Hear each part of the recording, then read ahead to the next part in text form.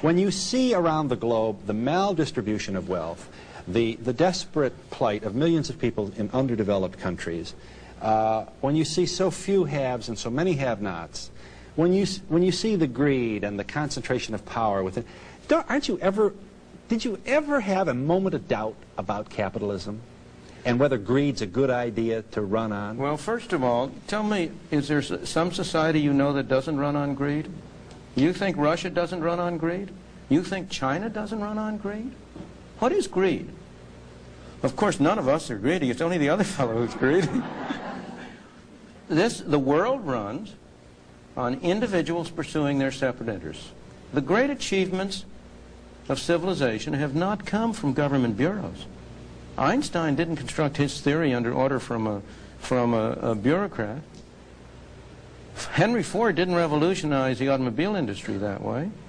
In the only cases in which the masses have escaped from the kind of grinding poverty you're talking about, the only cases in recorded history are where they have had capitalism and largely free trade. If you want to know where the masses are worst off, it's exactly in the kinds of societies that depart from that. So that the record of history is absolutely crystal clear, that there is no alternative way so far discovered of improving the lot of the ordinary people that can hold a candle to the productive activities that are unleashed by a free enterprise system. But it seems to reward not virtue as much as ability to manipulate the system. And what does reward virtue? You think a communist commissar rewards virtue? You think a Hitler rewards virtue?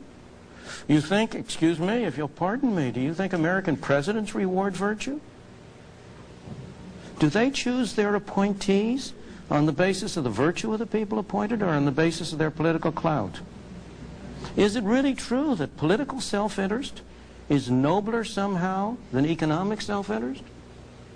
You know, I think you're taking a lot of things for granted. And just tell me where in the world you find these angels who are going to organize society for us.